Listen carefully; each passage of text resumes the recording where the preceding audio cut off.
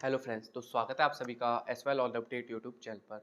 Friends, आज की जो हमारी वीडियो होने वाली है उसके अंदर हम सिंपली यूनिट फर्स्ट का जो पार्ट फोर्थ है सामाजिक मुद्दे और सुधार आंदोलन के अंतर्गत उसमें हम किसान, आदिवासी और जो जातीय आंदोलन हो रहा था 1858 से लेकर 1947 के बीच में, उसके बारे में हम पढ़ने वाले हैं।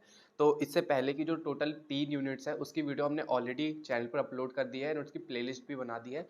अगर आपने उस वीडियो को नहीं देखा है तो चैनल पर जाके आप उस वीडियो को वॉच कर सकते हैं। तो आइए इस वीडियो को स्टार्ट करते हैं। तो आज की वीडियो में हम सिंपली जो है यूनिट फर्स्ट का पार्ट फोर्थ कवर करने वाले हैं। एंड फ्रेंड्स, एक बात मैं आपको बोलूँगा कि वीडियो को प्लीज़ एंड तक वॉच कीजिएगा ताकि आपको चैप्टर अच्छे से समझ आ पाए और आप चीज़ों को, कॉन्सेप्ट को अच्छे से क्लियर कर पाए और क्या क्या चीज़ें आपको इसमें पढ़नी है उसके बारे में भी आपको थोड़ा आइडिया हो पाए। तो आइए चैप्टर को स्टार्ट करते हैं। एंड स्टार्ट करने से पहले फ्रेंड्स एक ही बात बोलना चाहूँगा, अगर चैनल पे नया है तो चैनल को सब्सक्राइब कर देना एंड वीडियो को लाइक करके अपने किसी 5 दोस्तों तक इस वीडियो को शेयर जरूर कर दीजिएगा। तो आइए वीडियो को स्टार्ट करते हैं। तो फ्रेंड्स, सबसे पहले हम बात करेंगे इंट्रोडक्शन की। इस चैप्टर के अंदर बेसिकली है क्या कॉन्सेप्ट और किन किन बातों को आपको पढ़ना है। सबसे पहले बात करें फ्रेंड्स, 19वीं शताब्दी भारत के सामाजिक, आर्थिक और राजनीतिक इतिहास में एक महत्वपूर्ण मोड़ लेकर आया। यह दशक भारतीय उपमहाद्वीप में बदलाव की बयार लेकर आया, जिसमें किसान, आदिवासी और जाति आधारित आंदोलन ने एक महत्वपूर्ण भूमिका निभाई। यानी जो 19वीं सेंचुरी थी वो बेसिकली एक टर्नओवर था इंडिया के लिए, क्योंकि इस समय क्या हो रहा था, जो भारतीय उपमहाद्वीप था उसमें बहुत सारे बदलाव हो रहे थे, जिसमें किसान, आदिवासी और जाति आधारित जितने भी आंदोलन थे उन समय भी चेंजेस हमें देखने को मिल रहा था। एंड इन आंदोलनों ने समाज की संरचना, शासन व्यवस्था और सामाजिक न्याय की दिशा को भी प्रभावित किया। 19वीं शताब्दी के किसान, आदिवासी और जातीय आंदोलन ने भारतीय समाज में महत्वपूर्ण परिवर्तन लाने वाले थे तथा इन आंदोलनों ने न केवल उस समय की सामाजिक और आर्थिक समस्याओं को उजागर किया, बल्कि भारत के स्वतंत्रता संग्राम और सामाजिक सुधार की दिशा को भी प्रभावित किया। यानी जो 19वीं सेंचुरी में आंदोलन हुए उसने उस समय के समाज को भी सुधारा तथा जो स्वतंत्रता संग्राम था उसमें भी काफ़ी ज़्यादा अपना योगदान दिया। ये आंदोलन आज भी भारतीय समाज की सामाजिक संरचना और न्याय की दिशा में एक महत्वपूर्ण अध्ययन के रूप में देखा जाता है। 1857 ईस्वी के पूर्व भी कृषक तथा आदिवासियों ने अनेक बार सरकारी भूमि संबंधित नीतियों, जमींदारों के अत्याचार तथा आर्थिक शोषण के विरुद्ध बगावत की थी। सरकार ने इन्हें सैनिक शक्ति का सहारा लेकर दबा दिया तथा परंतु किसान, आदिवासियों की दयनीय स्थिति को सुधारने का कोई संतोषजनक प्रयास नहीं किया गया। इसलिए 1857 से लेकर 1919 के मध्य भी किसान और आदिवासियों के अनेक आंदोलन हुए। इन आंदोलनों के कारण भी लगभग पहले के आंदोलन जैसे ही थे। यानी 19वीं शताब्दी में, यानी 19वीं सेंचुरी में क्या हो रहा था कि जो भी आदिवासी लोग थे, जो भी किसान थे, उनको सोसाइटी में दबाने के लिए सरकार के द्वारा भी जो है सैनिक शक्तियों का प्रयोग किया जा रहा था कि किस तरीके से हम उनको, आदिवासियों को या जो समाज में बदलाव ला रहे हैं उनको किस तरीके से हम दबा दें। इस आंदोलन, जो भी वहाँ पे आंदोलन हो रहे थे उस समय, वो आंदोलन किसी भी तरीके से आगे ना बढ़ पाए, वहीं पे रह के खत्म हो जाए। तो ये सारे प्रयास भी गवर्नमेंट के द्वारा जो है उस समय किया जा रहा था, जो कि ब्रिटिश गवर्नमेंट थी उस समय 19वीं सेंचुरी के अंदर। और इन्हीं सब मुद्दों के लिए आदिवासियों ने अनेक बार जो है सरकारी भूमि संबंधित नीतियां, जमींदारों के अत्याचार तथा आर्थिक शोषण के विरुद्ध भी बगावत करने की कोशिश करी थी। और उन्होंने बहुत सारे प्रयास करे थे कि किस तरीके से हम अपने आप को, अपनी जो जमीनें हैं उसको हासिल कर सके, किस प्रकार से अपने अनुसार जो है खेती वगैरह वहाँ पर कर सके। इसके लिए भी आदिवासी लोग और आम लोगों के द्वारा काफ़ी ज़्यादा प्रयास किया गया था। लेकिन उस समय की जो गवर्नमेंट थी उन्होंने इस मुद्दे को पूरी तरीके से दबाने की कोशिश करी थी। अब हम बात करेंगे सामाजिक मुद्दे और सुधार आंदोलन में किसानों की भूमिका के बारे में। सामाजिक मुद्दे और जो किसानों के द्वारा आंदोलन जो शुरू किए गए थे उसकी भूमिका के अंतर्गत बात करें तो 1858 से लेके 1947 के दौरान भारत में किसान की स्थिति अत्यंत दयनीय थी। ब्रिटिश शासन, जमींदारी प्रथा, ऊंचे कर, महाजनी शोषण और अकाल ने किसानों को आर्थिक और सामाजिक रूप से कमजोर कर दिया था। यानी 1858 से 1947 के बीच में जो किसान थे वो बहुत सारी समस्याओं से जूझ रहे थे, जैसे कि जमींदारी प्रथा हो गई, उनसे काफ़ी ज़्यादा टैक्स लिया जाता था और जितने भी महाजन लोग थे वो उन पे काफ़ी ज़्यादा शोषण करते थे। और उस समय की जो भूमि थी जिस पर कृषि की जा रही थी वो काफ़ी ज़्यादा प्रोटेक्टिव भी नहीं थी और अकाल की भी स्थिति उस समय काफ़ी ज़्यादा किसानों को झेलना पड़ रहा था। आर्थिक और सामाजिक रूप से कमजोर कर दिया गया था। इन शोषणकारी व्यवस्थाओं के खिलाफ किसानों ने कई आंदोलन में भाग लिया जो आगे चलकर भारतीय स्वतंत्रता संग्राम का एक महत्वपूर्ण हिस्सा बना। यानी इन सभी लोगों के खिलाफ जो है आदिवासी लोग और जितने भी किसान लोग थे, उन्होंने काफ़ी ज़्यादा मतलब जो है आंदोलन करा, जो कि आगे चलकर स्वतंत्रता संग्राम में भी एक महत्वपूर्ण हिस्सा अपना निभाता है। अब हम बात करेंगे किसानों की समस्याएं और सामाजिक मुद्दे, यानी उस समय जो किसानों की मेन समस्याएं थी वो क्या थी और उस समय का जो सामाजिक मुद्दा था वो क्या था, उसके बारे में भी हम बात करें।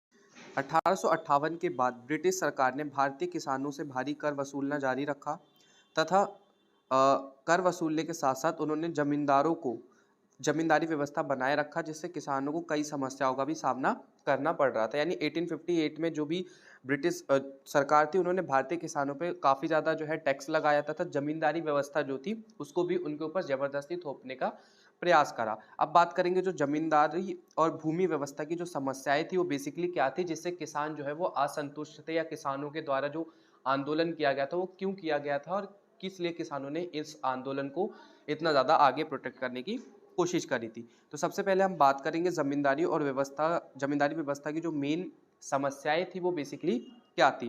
तो सबसे फर्स्ट ऑफ ऑल जो इसकी पहली मेन समस्या थी जमींदारी व्यवस्था की, वो थी जमींदार और ब्रिटिश सरकार किसानों से भारी लगान यानी टैक्स वसूलते थे।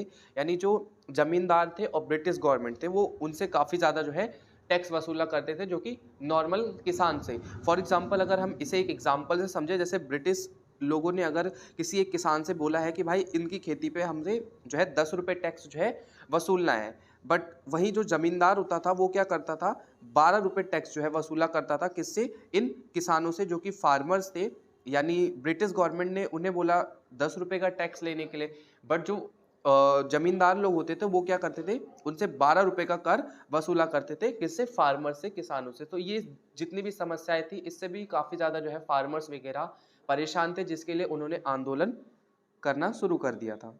इसी के साथ साथ कर समय पर ना देने पर किसानों की भूमि भी छीन ली जाती थी। यानी जो किसान टैक्स जो है टाइम पर नहीं देते थे, उनसे उनका भूमि भी छीन लिया जाता था, उनकी जिस पे वो खेती करते थे उनकी ज़मीनें भी छीन ली जाती थी और अधिकतर किसान भूमिहीन हो गए और मजदूर बनकर रह गए। यानी कुछ किसान जो टैक्स टाइम पर नहीं देते थे उनसे उनकी ज़मीनों को छीन लिया जाता था और उनकी ही ज़मीन पे उन्हें मजदूर बनकर काम करना पड़ता था। तो ये सभी जितने भी मुद्दे थे, इन सब के खिलाफ जो है किसानों ने आंदोलन करने का प्रयास किया और इसीलिए हम इसमें किसान आंदोलन के बारे में पढ़ रहे हैं। अब बात करेंगे महाजनी शोषण और ऋणग्रस्तता के बारे में। यानी किसान को खेती के लिए जो है महाजनों से ऊंचे ब्याज पर कर्ज लेना पड़ता था। यानी जितने भी साहूकार होते थे, महाजन होते थे, जो जो बेसिकली ब्याज पर पैसे देते थे। तो किसान जब अच्छे से खेती नहीं कर पाएगा, उनको अच्छे से खेती से प्रॉफिट नहीं होगा, या वो जितना भी कमाई उस खेती से कर रहे हैं उसका आधे से ज़्यादा हिस्सा, या यूँ कहे कि पूरा प्रतिशत जो है वो टैक्स ही दे देंगे गवर्नमेंट को, तो उनके पास क्या बचेगा। तो इसी के लिए वो क्या करते थे, जो महाजन लोग होते थे उनसे ऊंचे ब्याज पर जो है उन्हें कर्ज भी लेना पड़ता था, जो कि उनकी एक मजबूरी थी। ऋण ना चुका पाने की स्थिति में किसान जो है अपनी जमीनों को बेदखल हो जाते थे। यानी जब किसान कोई ऋण नहीं चुका पाता था, जो भी उन्होंने पैसे उधार लिए थे, तो उसके बदले उनकी जमीनें भी उनसे छीन ली जाती थी। उस समय क्या होता था कि किसानों से जबरन जो है नकदी फसलें की भी खेती करवाई जाती थी। ब्रिटिश सरकार ने किसानों को खाद्य फसलों की बजाय नील, कपास और अफीम जैसी नकदी फसलें उगाने के लिए भी मजबूर किया। इससे किसानों को खाद्यान्न की कमी होने लगी और अकाल की स्थिति भी बन गई। यानी उस समय जो ब्रिटिश गवर्नमेंट थी वो क्या करती थी, किसानों से जबरदस्ती जो है जो भी हमारी मतलब खाद्य फसलें थी उसकी बजाय वो क्या करती थी, कपास, अफीम और जितनी भी नकदी फसलें होती थी उसको उगाने के लिए वो मजबूर करती थी। और इन फसलों के उगाने से क्या होता था, तो जमीन की फर्टिलाइजेशन सिस्टम था, मतलब जो जमीन की उर्वरकता क्षमता थी वो काफ़ी ज़्यादा कम हो जाती थी और इससे किसानों को काफ़ी ज़्यादा लॉस होता था। लेकिन ब्रिटिश गवर्नमेंट की ज़बरदस्ती की वजह से, या यूँ कहे जबरन उनसे खेती करवाया जाता था किसानों से उनकी ज़मीनों पर इन सभी फसलों का, जिससे भी किसानों को काफ़ी ज़्यादा नुकसान का जो है सामना करना पड़ा। अब हम बात करेंगे किसान आंदोलन का जो उदय हुआ था वो बेसिकली कहाँ से हुआ था, यानी किसान आंदोलन शुरू कहाँ से हुआ, इसके पीछे की जो भी बैकग्राउंड्स है उसके बारे में हम डिस्कस करेंगे। इन सामाजिक और आर्थिक समस्याओं ने किसान को संगठित होकर अपने अधिकारों और हितों के लिए संघर्ष करने के लिए प्रेरित किया। किसानों ने विभिन्न किसान आंदोलनों के माध्यम से अपनी समस्याओं के समाधान के लिए आवाज़ उठाई और 19वीं शताब्दी के उत्तरार्ध और 20वीं शताब्दी के पूर्वार्ध में अपनी दयनीय स्थिति को सुबंध होकर किसानों ने अनेक बार विद्रोह एवं आंदोलन किए। इनमें प्रमुख है बंगाल में नील विद्रोह, दक्कन के किसानों का आंदोलन, 8वां मराठा विद्रोह, पाम्बन और मूल विद्रोह तथा चंपारण, खेड़ा और दरभंगा का किसान आंदोलन। यानी उस समय जो किसानों द्वारा आंदोलन की शुरुआत की गई थी उनमें से जो मुख्य आंदोलन थे, जैसे कि आप बोल सकते हैं नील विद्रोह हो गया, ढक्कन के किसानों ने भी काफी ज्यादा आंदोलन करा ब्रिटिश गवर्नमेंट के खिलाफ, मराठा विद्रोह हुआ तथा और भी अन्य विद्रोह जो है अलग अलग देश के हिस्सों में किसानों के द्वारा किया जा रहा था, जो कि ब्रिटिश गवर्नमेंट की जबरन खेती जो करवाई जा रही थी, चाहे नील की खेती हो गई, चाहे कपास की या तंबाकू की खेती हो गई, जिससे जो किसान था उसको कुछ भी बेसिकली प्रॉफिट नहीं हो रहा था, वो सारा का सारा उसका जो भी हार्डवर्क था वो पूरा प्रॉपर लॉस में जा रहा था। तो इसके लिए भी किसानों ने जगह जगह पर आंदोलन करके अपना जो है एक विरोध प्रकट करने की कोशिश करी ब्रिटिश गवर्नमेंट के अगेंस्ट। अब हम बात करेंगे इसमें जो सबसे कुछ मेन विद्रोह जो हुए थे, उनमें से सबसे पहला विद्रोह जो हुआ जो कि नील विद्रोह था, जो कि 1859 से 1860 के बीच में हुआ था। नील विद्रोह जो कि इंडिगो के बारे में, मतलब इंडिगो रिबेलियन के बारे में देखा जाता है इसके अंदर, जो कि 1859 से 60 में बंगाल के किसानों द्वारा ब्रिटिश नील बगान मालिकों के शोषण और जबरन नील की खेती के खिलाफ किया गया था। यानी जो नील विद्रोह था उसके अंतर्गत क्या होता था, जो भी बंगाल के किसान थे उनके द्वारा ये किया गया था, जो कि नील बगान मालिकों के शोषण और जबरन नील की खेती के खिलाफ किया गया था। यानी जितने भी बगान के मालिक थे वो क्या करते थे, किसानों से जबरदस्ती बोलते थे कि भाई आप नील की ही खेती कीजिए और नील को ही जितना ज्यादा हो सके उतना ज्यादा उगाने का प्रयास कीजिए। इसके लिए क्या किया कि इसके खिलाफ जो है ऐतिहासिक आंदोलन था। इस विद्रोह ने ब्रिटिश औपनिवेशिक नीति और भारतीय किसानों की स्थिति को उजागर किया तथा आगे चलकर भारतीय स्वतंत्रता संग्राम के लिए एक मजबूत आधार भी तैयार किया गया था। यानी जो मेन नील विद्रोह की जो शुरुआत हुई थी वो यहीं से ही हुई थी और नील विद्रोह में ही पहली बार जो है गांधी जी ने इसमें अपना जो है विरोध प्रकट करने की भी कोशिश करी थी। उसको भी हम आगे पढ़ेंगे कि पहला जो मतलब आंदोलन गांधी जी जिस आंदोलन में शामिल हुए नील विद्रोह से ही रिलेटेड है, उसको भी आगे हम इसी यूनिट में पढ़ेंगे। नील की खेती एक अत्यंत लाभदायक व्यवसाय थी। यानी नील की खेती से बेसिकली प्रॉफिट तो होता था, लेकिन इसलिए अंग्रेजों ने भारत में इसकी खेती भी आरंभ करवाई। इसके लिए किसानों को जबरदस्ती मतलब उनसे बोला जाता कि भाई आप नील की ही खेती करो। इस प्रक्रिया में उनका आर्थिक और शारीरिक शोषण भी होता था किसानों का। नील आंदोलन जो कि इंडिगो रिबिलियन 19वीं शताब्दी के प्रारंभिक किसान आंदोलनों में से एक था, जिसमें क्या हुआ बंगाल के किसान जो थे उन पे काफी ज्यादा अत्याचार, जिससे क्या हुआ बंगाल के किसान ब्रिटिश नील की खेती के जबरन अनुबंध के खिलाफ उठे, मतलब उन्होंने आंदोलन करा और ब्रिटिश अधिकारियों द्वारा किसान को नील की खेती के लिए मजबूर किया गया, जिससे उनकी कृषि योग्य भूमि का जो उपयोग था वो अन्य फसलों के लिए नहीं हो पाता था। यानी बेसिकली जो भी किसान अगर नील की खेती अपने खेत के अंदर करता था तो उससे बेसिकली काफ़ी ज़्यादा उन्हें नुकसान होता था। उनकी जो भूमि होती थी उसकी उर्वरक क्षमता भी काफ़ी ज़्यादा कम हो जाती थी और उस भूमि पर किसान अगर कोई भी अन्य फसल उगाने की कोशिश करे तो वो उस फसलों को सही से उगा नहीं सकता था। जब उसकी जमीन में इतनी उर्वरक क्षमता ही नहीं रहेगी, कोई फसल उगेगी ही नहीं, तो वो किसान बेसिकली उस फसल को क्यों उगाएगा जिससे उसको लॉस होगा। लेकिन जबरन ब्रिटिश गवर्नमेंट क्या कर रही थी, अंग्रेजों के द्वारा क्या किया जा रहा था, जबरन नील की खेती उनसे जो है करवाई जा रही थी। इसी आंदोलन में किसान ने ब्रिटिश प्रशासन के खिलाफ खुलकर अपना विरोध किया और यह आंदोलन उनकी संगठित ताकत का प्रतीक बनकर भी उभरा। यानी इसी आंदोलन के खिलाफ जो है काफ़ी ज़्यादा मतलब इसी आंदोलन के तहत ब्रिटिश गवर्नमेंट के खिलाफ किसानों के द्वारा काफ़ी ज़्यादा जो है आंदोलन शुरू किया गया कि भाई हम इस तरीके की खेती क्यों करें जिससे हमें प्रॉफिट ही नहीं हो रहा, तो हम क्यों करें इस तरीके की खेती। अब हम बात करेंगे सबसे पहले नील विद्रोह का जो कारण है वो क्या है। नील की खेती की जो नील की खेती की जाती थी वो जबरदस्ती की जाती थी, किसानों से जबरदस्ती बोला जाता था कि भाई आप नील की खेती करिए। जैसे कि एग्जाम्पल के लिए 18वीं शताब्दी के अंत और 19वीं शताब्दी के शुरुआत में ब्रिटिश बगान मालिकों ने भारतीय किसानों को जबरन नील उगाने के लिए मजबूर किया। अंग्रेजों ने किसानों को जमीन दी और पहले अग्रिम दान ने दिया, लेकिन बाद में उन्हें नील की खेती छोड़ने की अनुमति भी नहीं थी। यानी अंग्रेजों ने बेसिकली एक चाल चली कि पहले तो उन्हें काफ़ी ज़्यादा भाई ज़मीन दिए, पैसे दिए और फिर उसके बाद जबरन ही जब वो पैसे किसान नहीं चुका पाता था तो जबरन ही उनसे नील की खेती करवाई जाती थी। किसान खाद्य फसलें जैसे चावल गेहूँ की बजाय नील उगाने के लिए मजबूर किए गए, जिससे उनके जीवन यापन की में भी काफ़ी ज़्यादा कठिनाई हुई। यानी जो मेन जो फसलें थी जैसे चावल गेहूँ हो गया, इन सब फसलों की जगह जबरदस्ती ब्रिटिश गवर्नमेंट क्या कह रही थी किसानों से कि भाई आप नील की ही खेती करो। तो इन सभी के खिलाफ किसानों ने अपना जो है आंदोलन या विरोध प्रकट करने की कोशिश करी। अब बात करेंगे आर्थिक शोषण जो किसानों के साथ हो रहा था। नील उगाने से किसानों को भारी नुकसान हो रहा था, क्योंकि यह एक नकदी फसलें थी और इससे खाने या बेचने का कोई सीधा फायदा भी नहीं मिल रहा था किसानों को। यानी नील जो है बेसिकली नॉर्मली कलर्स के लिए यूज किया जाता था, तो इससे कोई भी जो है किसान को प्रॉफिट नहीं हो रहा था तथा किसानों को उनकी उपज का कोई उचित मूल्य भी नहीं मिलता था और वे कर्ज में भी डूबे जा रहे थे। यानी किसान जो नील की खेती कर रहे थे उससे उनको कोई प्रॉफिट नहीं हो रहा था, किसी भी तरीके का उन्हें लाभ नहीं हो रहा था, जिसके बाद क्या हुआ, वो इस खेती को करने के बाद बेसिकली कर्ज में भी डूबे जा रहे थे, क्योंकि ये फसलें कोई ऐसी भी नॉर्मली काम की फसलें नहीं थी। अब बात करेंगे सामाजिक असमानता की। ब्रिटिश सरकार और न्यायिक व्यवस्था पूरी तरह से नील बागान मालिकों के पक्ष में थी। किसानों की शिकायतों को सुना नहीं जाता था और उन्हें कानूनी संरक्षण भी नहीं मिल पाता था। यानी जो समाज में असमानता थी उससे भी किसान काफ़ी ज़्यादा असंतुष्ट थे। वो अगर अपनी किसी भी तरीके की बातों को ब्रिटिश गवर्नमेंट के सामने रखते थे तो उनको जो भी बातें थी किसानों की, उनको उनकी बातों को सुना नहीं जाता था, उन्हें अनसुना कर दिया जाता था और किसी भी प्रकार से उन्हें प्रोटेक्शन जो है नहीं दिया जाता था।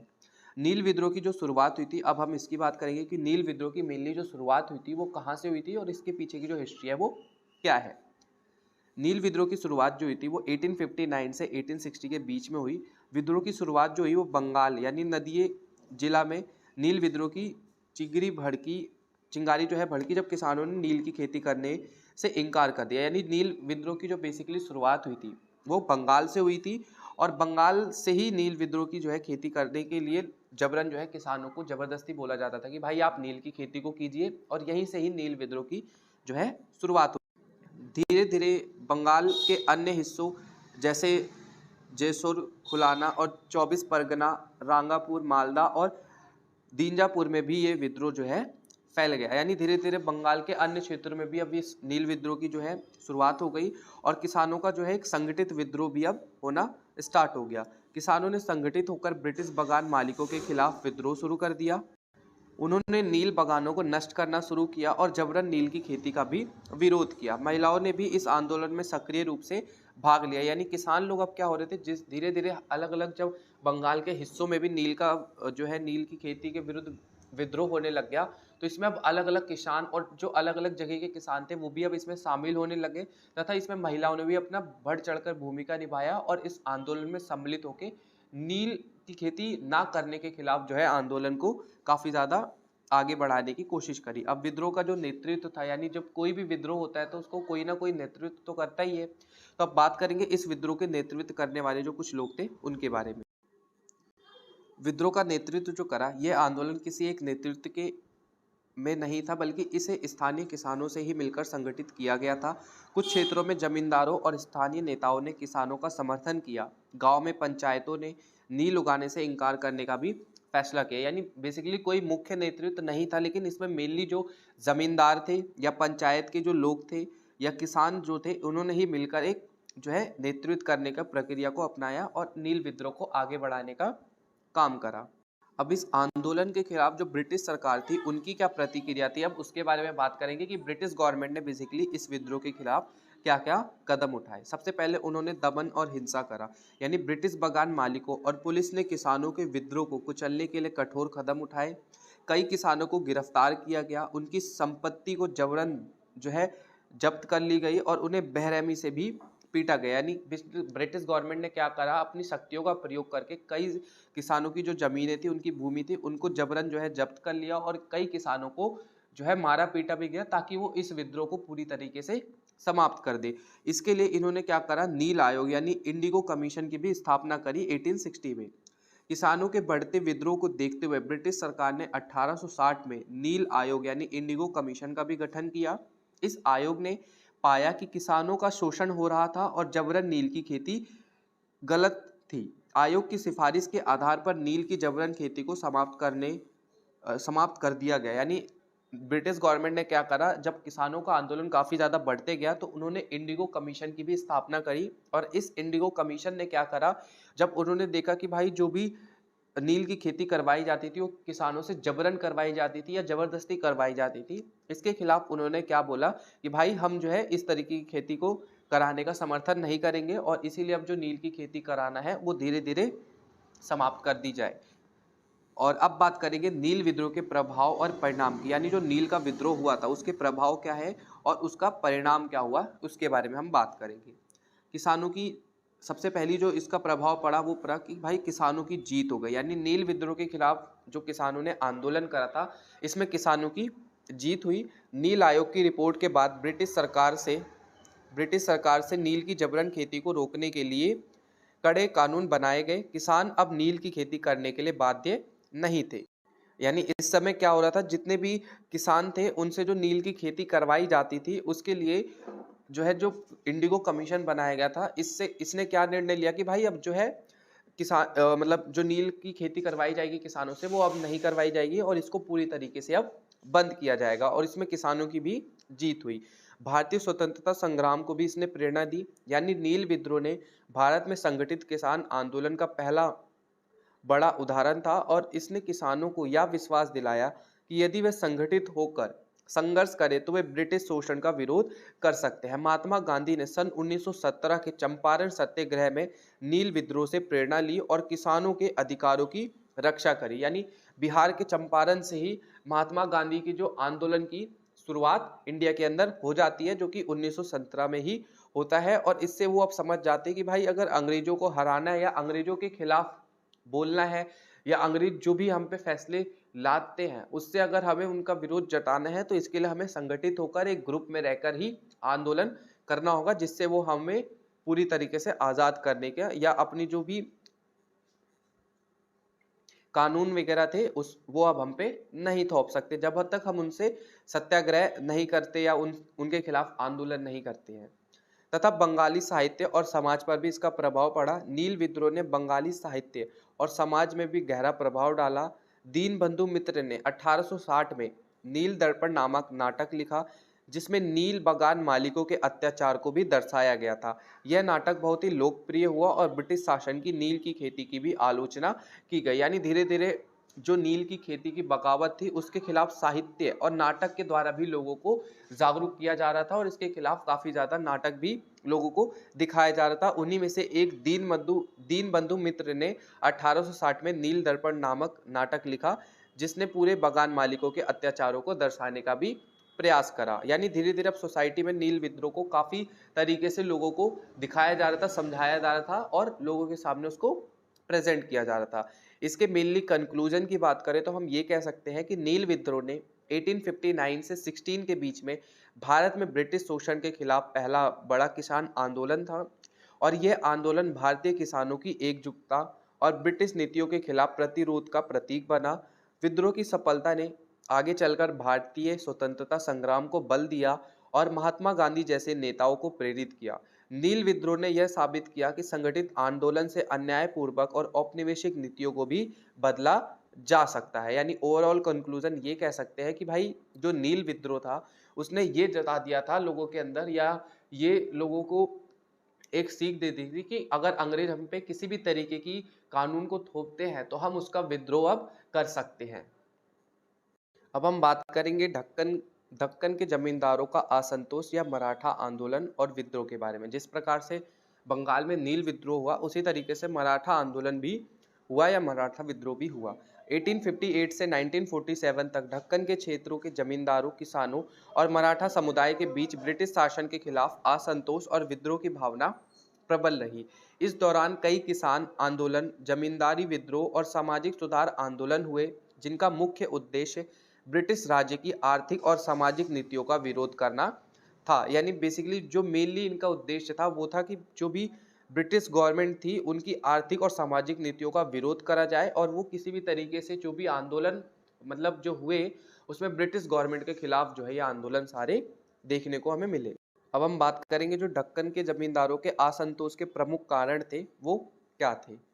ब्रिटिश भूमि राजस्व प्रणाली और किसानों पर प्रभाव। यानी ब्रिटिश भूमि राजस्व प्रणाली से किसानों पर क्या प्रभाव पड़ा इसके बारे में हम बात करेंगे। 1858 के बाद ब्रिटिश सरकार ने रैयतवाड़ी प्रणाली लागू की, जिसमें किसानों को सीधा सरकार को ही कर देते थे। भारी कर और सूदखोरी के कारण किसान कर्ज में डूब गए और जमींदारों और साहूकारों ने किसानों से मनमाने ढंग से कर वसूलने की भी प्रयास करी। यानी ब्रिटिश गवर्नमेंट ने क्या करा, उस समय रैयतवाड़ी प्रणाली लागू कर दी, जिससे क्या होता था, जितने भी जमींदार और साहूकार होते थे उन्होंने किसानों से अपने मनमाने ढंग से कर वसूलने का प्रयास करा। और ये जो है इनडायरेक्ट कर होता था, जो कि ब्रिटिश गवर्नमेंट जो है फार्मर से वसूलती थी।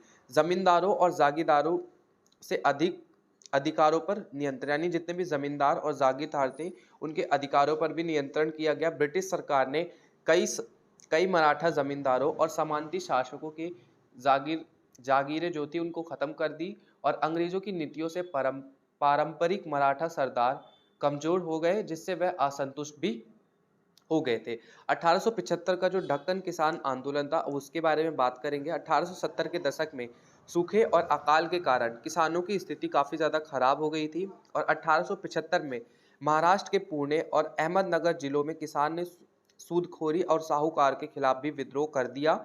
इस आंदोलन को दक्कन रैयत आंदोलन भी कहा जाता है। सरकार ने इस आंदोलन को दबाने के लिए 1879 का दक्कन किसान रहित अधिनियम भी पारित किया। यानी ओवरऑल कंक्लूजन इसमें हम ये कह सकते हैं कि जो 1875 का जो दक्कन किसान आंदोलन था वो काफ़ी ज़्यादा किसान जो है उससे असंतुष्ट थे। यानी उनकी जो ज़मीन थी वो अकाल पड़ रहे थे, ज़मीन उनके सूखे पड़ रहे थे। इस वजह से ही जो है किसानों ने इसमें जो है अपना विरोध प्रकट किया और दक्कन रैयत आंदोलन की जो है शुरुआत करी। और इस आंदोलन ने काफ़ी ज़्यादा जो है जितने भी साहूकार थे उनको दबाने की भी कोशिश की गई। अब बात करेंगे स्वतंत्रता संग्राम और मराठा असंतोष की। यानी जो स्वतंत्रता संग्राम और मराठाओं का जो असंतोष था वो क्या था। 1920 के दशक में गांधी जी के असहयोग आंदोलन और सबने अवोग्य आंदोलन में दक्कन के जमींदारों और किसानों से सक्रिय भाग लिया, और 1942 के भारत छोड़ो आंदोलन में भी मराठा क्षेत्र से व्यापक भागीदारी रही। ब्रिटिश सरकार के खिलाफ जमींदार और किसानों ने संघर्ष किया, जिससे स्थानीय प्रशासन भी कमजोर हुआ। इसके परिणाम और प्रभाव क्या हुए इसके बारे में बात करेंगे। तो पहला जो इसका प्रभाव पड़ा वो था जमींदारी व्यवस्था का अंत। यानी इस आंदोलन के तहत क्या हुआ, जो जमींदारी व्यवस्था थी वो पूरी तरीके से समाप्त कर दी गई। 1947 में स्वतंत्रता के बाद जमींदारी प्रथा को जो है पूरी तरीके से समाप्त कर दिया गया, और किसानों को उनकी जमीन पर अधिकार दे दिया गया। सामाजिक सुधार और समानता, सत्योदक समाज और अन्य आंदोलनों के कारण मराठा समाज में शिक्षा, राजनीति की जो है जागरूकता बढ़ी, और साहू महाराज और अन्य नेताओं के प्रयास से पिछड़े वर्गों को अधिकार भी मिला। इसके भारतीय स्वतंत्रता संग्राम में योगदान की बात करें तो इसने दक्कन के मराठा जमींदारों और किसानों ने स्वतंत्रता संग्राम में महत्वपूर्ण भूमिका निभाई, और उनकी संघर्ष भावना ने पूरे देश में प्रेरणा दी। यानी निष्कर्ष रूप में हम ये कह सकते हैं कि जो 1858 से 1947 के बीच जो दक्कन के जमींदारों का असंतोष था सिर्फ आर्थिक कारणों तक सीमित नहीं था, बल्कि इसमें सामाजिक और राजनीतिक जागरूकता का भी बड़ा योगदान था, और इसने ब्रिटिश शोषणकारी नीतियों और साहूकारों के अत्याचार और सामाजिक भेदभाव के कारण यह असंतोष गहराता गया, और इससे मराठा समुदाय ने न केवल ब्रिटिश सत्ता का विरोध किया बल्कि सामाजिक सुधार की जरिए अपने समाज को भी मजबूत किया, और इस आंदोलन के परिणाम स्वरूप स्वतंत्रता और जमींदारी प्रथा के अंत के रूप में भी देखा जा सकता है। यानी इस आंदोलन के होने के बाद जो है जितनी भी जमींदारी प्रथा थी उसका अंत हो गया, और किसानों को उनकी जमीनों का मालिकाना हक दिया गया। मराठा विद्रोह के बाद बात करें तो दूसरा जो महत्वपूर्ण आंदोलन हुआ था वो पाम्बन किसान आंदोलन हुआ था। पाम्बन किसान आंदोलन 1873 से 1876 के बीच बंगाल प्रेसिडेंसी के पाम्बन जिले में हुआ था, जो कि अब बांग्लादेश के अंतर्गत आता है। यह आंदोलन स्थानीय जमींदारों के अत्याचार और मनमाने ढंग से किराए बढ़ाने के खिलाफ किसान के विरोध का परिणाम था। यह ब्रिटिश भारत में पहला संगठित किसान आंदोलन माना जाता है, जिसने आगे चलकर भारत के किसान आंदोलन को भी प्रेरित किया। यानी पाम्बन किसान आंदोलन जो कि बंगाल में हुआ था, इससे भारतीय किसान ने भी प्रेरणा ली, और ये आंदोलन जो हुआ था, जो भी जमींदार थे उनके अत्याचार और मनमाने ढंग से जो किराए वसूले जाते थे उसके खिलाफ जो है पाम्बन किसान आंदोलन हुआ था। आंदोलन का जो स्वरूप था और घटनाएं थी जो उसके बारे में हम बात करेंगे। तो आंदोलन का जो स्वरूप था वो था 1873 में आंदोलन की शुरुआत हुई। यानी पाम्बन और उसके आसपास के गांव के किसानों ने जमींदारों के खिलाफ आंदोलन शुरू किया। किसानों ने संगठित होकर एक कृषक सभा यानी किसान संघ की जो है स्थापना करी और जमींदारों को मनमाने कर देने से इनकार कर दिया।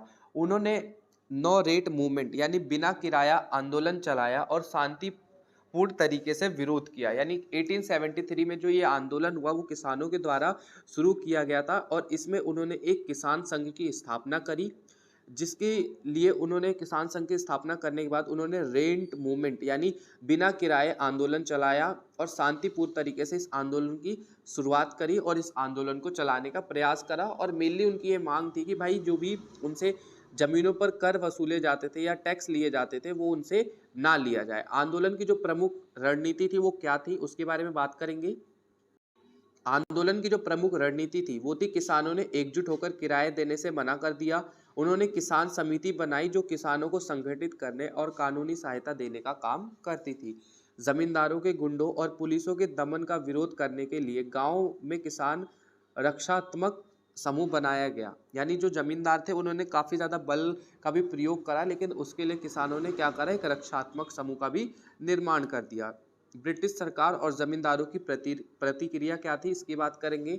तो जितने भी जमींदार थे उन्होंने किसानों को बलपूर्वक बेदखल करने और गुंडे को भेजकर दौड़ाने की भी कोशिश करी और ब्रिटिश सरकार ने किसानों के विरोध को दबाने के लिए पुलिस बल का भी प्रयोग करा। कई किसानों को गिरफ्तार किया गया और आंदोलनकारियों पर जुर्माना भी लगाया गया। यानी ब्रिटिश सरकार ने काफ़ी ज़्यादा जो है आंदोलन को दबाने का प्रयास करा और इसमें उन्होंने काफ़ी ज़्यादा बल का भी प्रयोग करा और बहुत सारे किसान आंदोलन पर जुर्माना लगाने का भी प्रयास करा। अब बात करेंगे जो पाम्बन किसान आंदोलन के प्रमुख कारण थे वो क्या थे। यानी जो पाम्बन किसान आंदोलन हुआ वो बेसिकली क्यों हुआ, जमींदारी प्रथा और बढ़ती शोषण की नीति। यानी पहला जो मुख्य इसका कारण था वो था जमींदारी प्रथा जो है बढ़ती जा रही थी और इससे किसानों का काफ़ी ज़्यादा शोषण हो रहा था।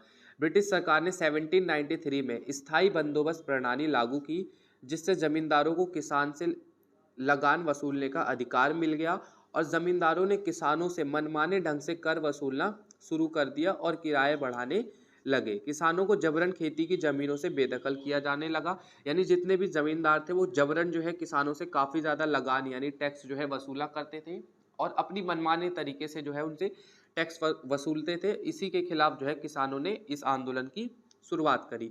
अब बात करेंगे किसानों पर अत्यधिक कर का भार था। यानी एक मुख्य बिंदु आप ये भी बता सकते हैं कि किसानों से काफ़ी ज़्यादा जो है टैक्स वसूला जाता था जिसके खिलाफ किसानों ने इस आंदोलन की शुरुआत करी। किसानों को अत्यधिक किराया देना पड़ता था जो कि उनकी आय से कहीं अधिक था। जमींदारों ने किसानों से बिना किसी लिखित अनुबंध के अधिक पैसे वसूलना शुरू कर दिए और किसानों को कर्ज लेने पर मजबूर कर दिया जिससे वे साहूकार के शोषण का भी शिकार हो गए। यानी किसानों से जबरन जो है टैक्स वसूले जाते थे जो कि उनकी आय से काफ़ी ज़्यादा होता था और जब वो कर नहीं दे पाते थे उनको साहूकारों से उसके लिए जो है एक ऋण लेना पड़ता था, एक लोन लेना पड़ता था और अगर वो लोन नहीं चुका पाते थे तो वो साहूकार से भी काफ़ी ज़्यादा जो है मतलब साहूकारों के द्वारा भी उन पे काफ़ी ज़्यादा जो है दबाव डाला जाता था और उनका शोषण किया जाता था। अब बात करेंगे जो पाम्बन किसान आंदोलन हुआ था उसके परिणाम क्या हुए। 1885 में बंगाल किराएदारी अधिनियम यानी इस आंदोलन के कारण ब्रिटिश सरकार ने 1885 में बंगाल किराएदारी अधिनियम पारित करना पड़ा और इस अधिनियम के तहत किसानों को कुछ कानूनी अधिकार मिले और बेदखली पर नियंत्रण भी लगाया गया। यानी इस आंदोलन का मेनली प्रभाव ये पड़ा कि बंगाल किराएदारी अधिनियम जो है पारित किया गया और किसान आंदोलन की भी इससे प्रेरणा मिली।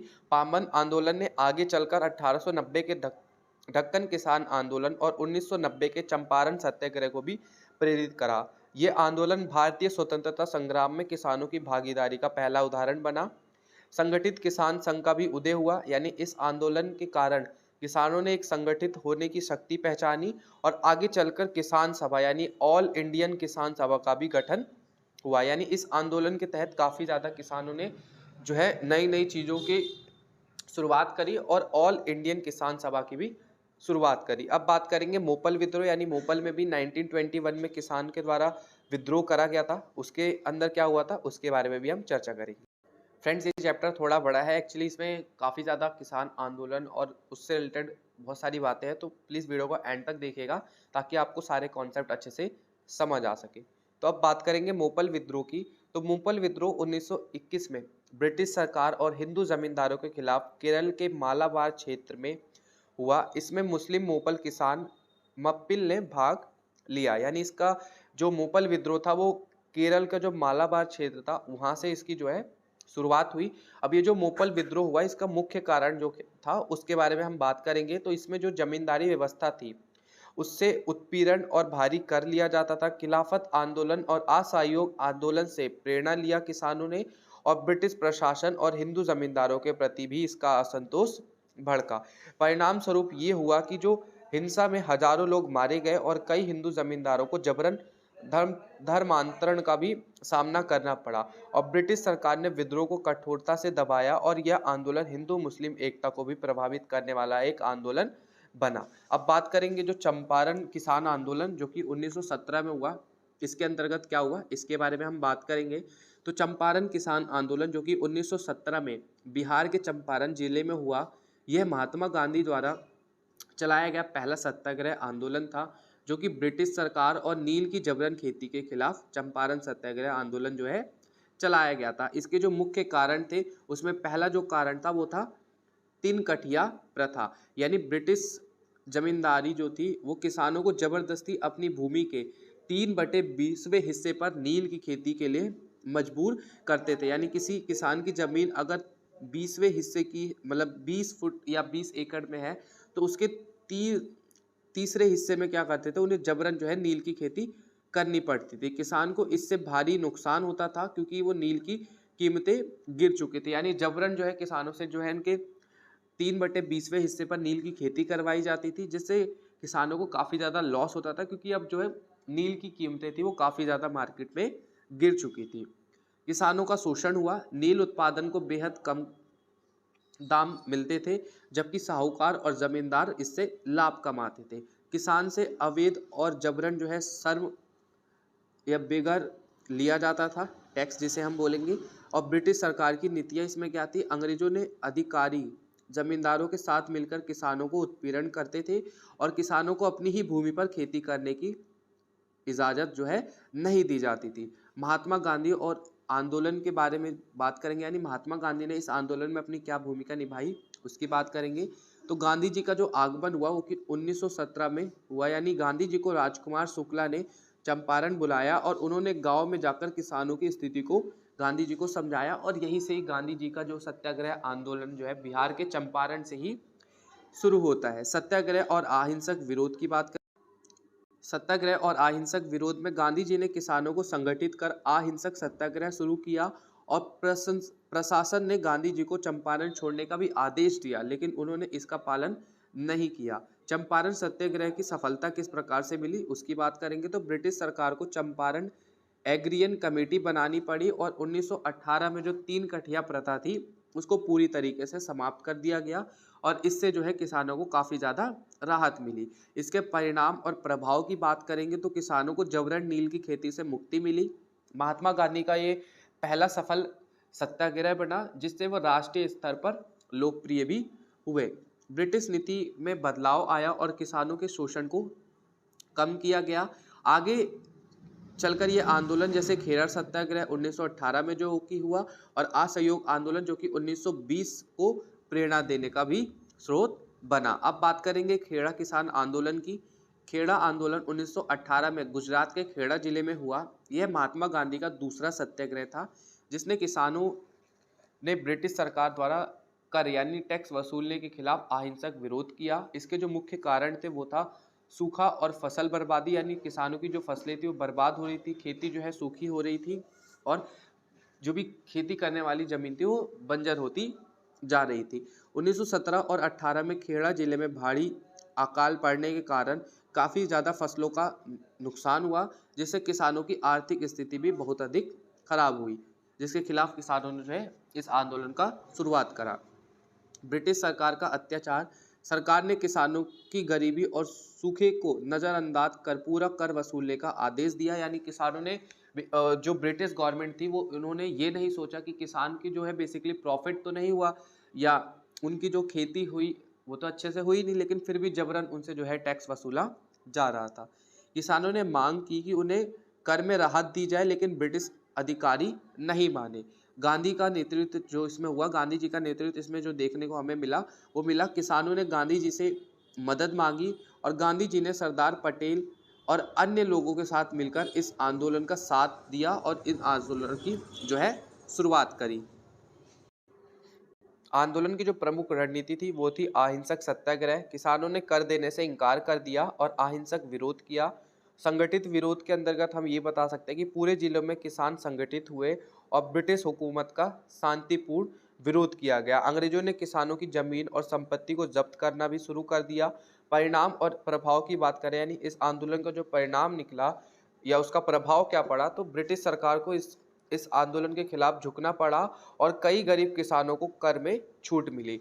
गांधी जी, सरदार पटेल और अन्य नेताओं का भी इसमें प्रभाव बढ़ा और ये आंदोलन भारतीय स्वतंत्रता संग्राम में किसान की भागीदारी का एक बहुत बड़ा उदाहरण बना। यानी इस आंदोलन से काफ़ी ज़्यादा जो नए लोग थे वो उभरे, जैसे गांधी जी तो थे ही इस आंदोलन में, बट सरदार पटेल और अन्य नेताओं का भी इससे प्रभाव बढ़ा और ये आंदोलन भारतीय स्वतंत्रता संग्राम में किसानों की भागीदारी का भी काफ़ी ज़्यादा उदाहरण या काफ़ी बड़ा उदाहरण माना जाता है। अब बात करेंगे दरभंगा में भी किसान आंदोलन हुआ था उसके बारे में।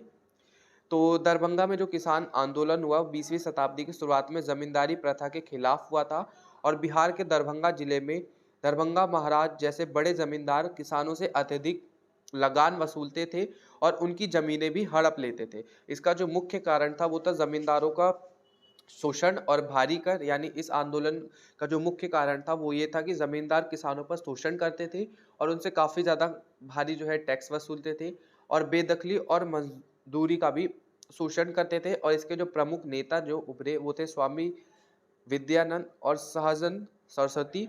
और इसका परिणाम ये हुआ कि किसानों में जागरूकता बढ़ी और 1930 के दशक में बिहार के किसान सभा का गठन हुआ और ये आंदोलन आगे चलकर जमींदारी वनमूलन का भी आधार बना। अब हम बात करेंगे जो आंदोलन हुआ था वो कहाँ कहाँ पर हुआ था, उसकी टाइमिंग क्या है, स्थान और उसके जो मुख्य कारण, नेता और परिणामों की। यानी इसको मैंने एक टेबुलर फॉर्म में आपको दे रखा है, तो आप इस तरीके से भी इस आंदोलन को या अलग अलग आंदोलन को याद कर सकते हैं। सबसे पहले बात करें जो पाम्बन किसान आंदोलन था, यानी पाम्बन किसान आंदोलन जो कि हुआ हमारा 1873 से 76 में। पाम्बन जो जगह थी वो बंगाल में थी, जो कि अब बांग्लादेश के अंतर्गत आता है। यह आंदोलन हुआ क्यों था, जो कि जमींदारों द्वारा अत्यधिक कर वसूलना और जबरन जो है किसानों को उनकी जमीनों से बेदखल किया जाता था, इसलिए इस आंदोलन को किसानों द्वारा किया गया था। और इसके जो मतलब सपोर्टर थे या जो इस आंदोलन में भाग लिया वो थे शंभू पाल और ईश चंद्र राय। और बंगाल किराएदारी अधिनियम इसके द्वारा जो है लागू किया गया 1885 में। अब हम बात करेंगे जो दक्कन किसान आंदोलन हुआ जो कि 1875 में हुआ था पुणे और अहमदनगर महाराष्ट्र में। ये आंदोलन जो हुआ था वो साहूकारों द्वारा जो किसानों का आर्थिक शोषण था इसके खिलाफ इस आंदोलन को किया गया था किसानों द्वारा। और इसमें मेनली जो स्थायी किसान मतलब स्थानीय जो किसान थे, नेता थे, उनके नेतृत्व में इस आंदोलन को किया गया था। और इसके फलस्वरूप यानी इसका परिणाम जो निकला वो था दमन के बावजूद कर्ज राहत और कानून लागू हुआ। यानी जो भी कर्ज रहित कानून था उसको मतलब लागू किया गया, यानी किसानों को जो है कर्ज में राहत दी गई। इसके लिए इस आंदोलन का जो है ये परिणाम निकला। उसके बाद अब बात करेंगे मोपल विद्रोह जो कि 1921 में मालाबार केरल में हुआ, जो कि जमींदारी प्रथा और धार्मिक तनाव के कारण हुआ था, जो कि मोपल मुस्लिम किसानों के द्वारा किया गया था। विद्रोह का परिणाम जो निकला वो निकला विद्रोह को दमन करके दबाया गया, यानी विद्रोह को धीरे धीरे अब दबाने की शुरुआत की गई। बारडोली सत्याग्रह जो कि 1928 में सूरत गुजरात में हुआ, जिसमें लगान में 22% वृद्धि हुई और इससे सरदार वल्लभ भाई पटेल के नेतृत्व में किया गया और कर वृद्धि इससे जो है वापस ली गई। तेलंगाना किसान आंदोलन जो कि 1946 से 51 के बीच में हुआ, तेलंगाना जो कि आंध्र प्रदेश में है। इसमें जमींदारों और निज़ामों का शोषण था, जो कि कम्युनिस्ट पार्टी के नेता के द्वारा इसका जो है मतलब समर्थन मिला और भूमि सुधार और इससे भूमि सुधार लागू हुआ। चंपारण सत्याग्रह जो कि 1917 में चंपारण बिहार में एक जगह है, जो कि जबरन नील की खेती यानी 3 कठिया प्रथा के खिलाफ इस आंदोलन की शुरुआत हुई और महात्मा गांधी और राजकुमार शुक्ल के द्वारा इसका नेतृत्व किया गया, जिससे 3 कठिया प्रथा जो है पूरी तरीके से समाप्त कर दी गई। अब बात करेंगे खेड़ा सत्याग्रह जो कि 1918 में गुजरात के अंदर हुआ, जो कि सूखा और कर वसूली के खिलाफ था। महात्मा गांधी और सरदार पटेल का इस आंदोलन का नेतृत्व दिया उन्होंने और कर वसूली में इससे राहत मिली। ये किसान आंदोलन ब्रिटिश शासन और जमींदारों के अत्याचारों के खिलाफ किसानों की आवाज थी, जिन्होंने स्वतंत्रता संग्राम में मजबूत करा और भूमि सुधार का मार्ग भी प्रदर्शन जो है करा या प्रशस्त किया। अब बात करेंगे आदिवासी और उनके आंदोलन की। आदिवासी मूल निवासी भारत के सबसे पुराने समुदाय में से एक थे, यानी आदिवासी जो है वो भारत के मूल निवासी है और सबसे पुराना जो समुदाय है वो आदिवासी समुदाय ही है, जो विभिन्न जंगलों, पहाड़ियों और ग्रामीण क्षेत्रों में रहते थे। ऐतिहासिक रूप से वे परंपरागत रीति रिवाजों, संस्कृति और प्राकृतिक संसाधनों पर निर्भर रहने वाले जीवन शैली के लिए जाने जाते हैं। औपनिवेशिक शासन और आधुनिक विकास नीति ने उनकी आजीविका और संस्कृति पर गंभीर प्रभाव डाला, जिससे कई आंदोलन भी उभरे। यानी आदिवासी आंदोलन जो उभरे वो इसलिए उभरे क्योंकि आदिवासी लोग थे वो पुराने तरीके से, पुराने रीति रिवाज या परंपरागत जो रीति रिवाज थे उसके अनुसार वो लोग रहते थे और इससे उनको काफी ज्यादा जो है समस्याएं होती थी, तो उसके खिलाफ उन्होंने अपना जो है आदिवासी आंदोलन की शुरुआत करी। अब बात करेंगे जो आदिवासी की समस्याएं थी वो मेनली क्या थी उसके बारे में। जमीनों और जंगलों से बेदखली, यानी जो आदिवासी लोग थे उनको उनकी जमीनों या जंगलों से बेदखल कर दिया जाता था और आर्थिक और सामाजिक शोषण होता था उनका, और सरकारी नीतियों और विकास परियोजनाओं के कारण उनका काफी ज्यादा जो है एक जगह से दूसरी जगह विस्थापन भी देखने को हमें मिलता है। इसके खिलाफ उन्होंने आंदोलन करा, सांस्कृतिक पहचान का उनके ऊपर संकट करा और शिक्षा और स्वास्थ्य सेवाओं की कमी के कारण भी उन्होंने इस आंदोलन की शुरुआत करी।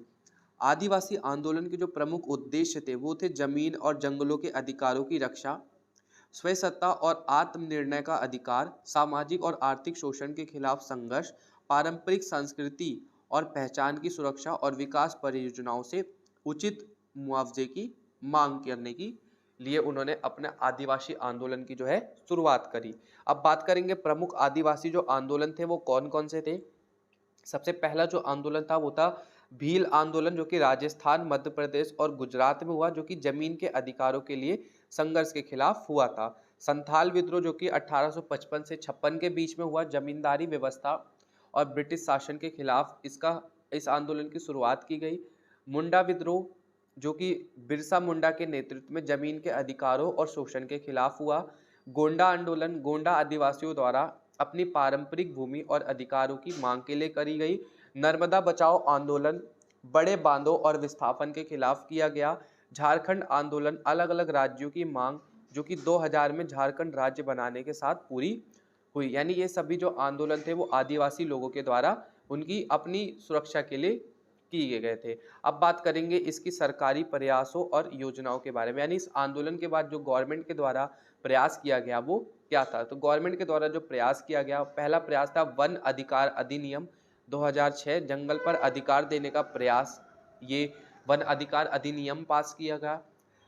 पेशा अधिनियम 1996 में पंचायती स्तर पर स्वय सत्ता प्रदान करने के लिए किया गया। और अनुसूचित जाति और अन्य पारंपरिक वनवासी अधिनियम वन क्षेत्रों में अधिकार देने हेतु भी पारित किया गया, यानी सरकार ने भी इसमें काफी ज्यादा अपना योगदान दिया। आदिवासी आंदोलन के बाद अब जो है जातीय आंदोलन भी जो है समाज में किया जा रहा था, यानी 19वीं शताब्दी में भारत के सामाजिक और धार्मिक परिदृश्य में महत्वपूर्ण बदलाव का समय था। जाति व्यवस्था और भारतीय समाज की एक प्रमुख विशेषता रही है। उस समय विभिन्न सामाजिक और धार्मिक सुधार आंदोलनों के केंद्र में थी। जाति आंदोलन का जो उद्देश्य था वो था जाति आधारित भेदभाव और असमानताओं को समाप्त करना था और समाज में समानता की स्थापना करना था। इस अवधि में कई समाज सुधारकों ने जाति व्यवस्था के खिलाफ आवाज उठाई और सामाजिक सुधार का भी प्रयास करा। ब्रिटिश काल में समाज सुधारक आंदोलन के प्रचार का एक प्रमुख लक्ष्य था जाति प्रथा थी।